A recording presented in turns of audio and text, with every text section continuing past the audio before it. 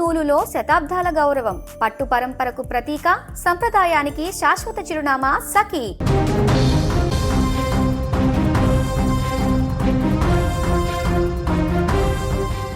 ఏడుకొండల వారిని దర్శించుకుని తరించాలని ఆ కుటుంబం ఎంతో ఆశగా బయలుదేరింది. కానీ అంతలోనే కాలం లారీ రూపంలో కాటేసింది.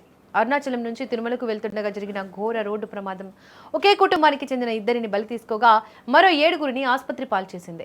చిత్తూరు జిల్లా పూతలపట్టు మండలం చవటపల్లి గ్రామం వద్ద 140 జాతీయ రహదారిపై తెల్లవారుజామున జరిగిన ఈ ప్రమాదం స్థానికంగా తీవ్ర కలకలం రేపింది.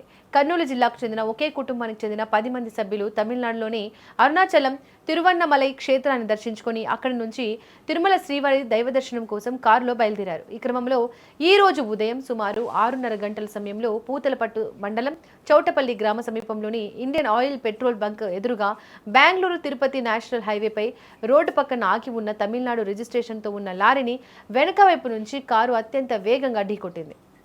ఈ ప్రమాదం ఎంత దారుణంగా జరిగిందంటే కారు ముందు భాగం పూర్తిగా నుజ్జునుజ్జైంది. కారులో ప్రయాణిస్తున్న రమ్యశ్రీ, హేమలత అనే ఇద్దరు మహిళలు తీవ్ర గాయాలతో అక్కడికక్కడే ప్రాణాలు కోల్పోయారు. కారులో ఉన్న మిగిలిన వారిలో విజయలక్ష్మి, కృష్ణ, 11 ఏళ్ల హేమంత్ లోహిత్, 6 ఏళ్ల చార్వి, 5 ఏళ్ల కళ్యాణ్, 4 ఏళ్ల సుహస్ర సహా 7గురు తీవ్రంగా గాయపడ్డారు. ప్రమాదం జరిగిన వెంటనే స్థానికులు, హైవే సిబ్బంది స్పందించి కారులో చిక్కుకున్న బాధితులను బయటకు తీశారు. సమాచారం అందుకున్న పూతలపట్టు పోలీసులు తక్షణమే ఘటనాస్థలానికి చేరుకుని సహాయక చర్యలు చేపట్టారు. తీవ్రంగా గాయపడిన 7గురిని 108 అంబులెన్స్లో చిత్తూరు ప్రభుత్వ ఆసుపత్రికి తరలించి అత్యవసర చికిత్స అందిస్తున్నారు. క్షతగాత్రుల్లో 4 చిన్నపిల్లలు ఉండడంతో ఆసుపత్రి వద్ద వాతావరణం అత్యంత వేదన భరితంగా మారింది.